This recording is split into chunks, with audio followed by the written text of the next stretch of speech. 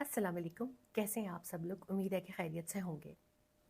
इंसान की ज़िंदगी में जब कोई बड़ा मकसद आने वाला होता है या अल्लाह की तरफ से उसको किसी बड़े मकाम, मनसब या जद्दोजहद के लिए चुना जा रहा होता है तो उसकी ज़िंदगी में बहुत सी मुश्किलात आ जाती हैं।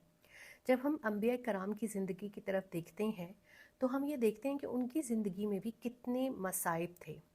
हज़रत यूसुफ़ अलैहिस्सलाम जैसा नबी, उसको बाज़ार मिस्र के अंदर ग़ुलाम के तौर पे बेच दिया गया, लेकिन अल्लाह ताला ने उनके लिए तकरीम, नबूवत और तमाम इनाम व इकराम लिख दिए थे और वो उनको मिलकर रहे।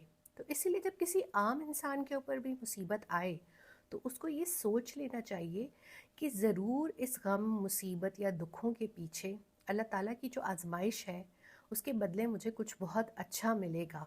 बाज़ ये अच्छी चीज़ें या ये नेमतें आपको दुनिया में मिल जाती हैं, लेकिन अगर आपको अपने दुख मसाइब की जो है वो बदला दुनिया में ना मिले और आपको जो है वो मुसलसल आजमाइश तकलीफ़ें आती रहें तो फिर अल्लाह ताला आपको जो है वो आखिरत में नवाजेंगे और वो इनाम व इकराम कैसा होगा हम सोच भी नहीं सकते।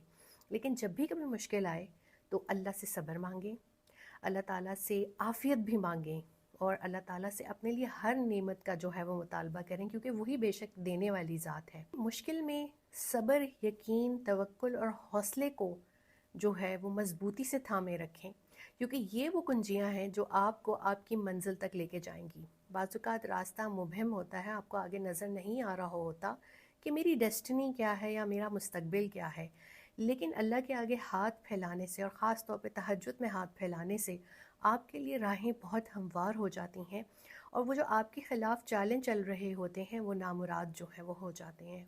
इसलिए जब भी दुख आजमाइश आए तो सब्र के साथ आफ़ियत भी मांगें, लेकिन एक पॉजिटिव आस्पेक्ट की तरफ भी देखें कि शायद अल्लाह ताला आपको किसी बड़ी जद्दोजहद या मकसद के लिए तैयार कर रहे हैं।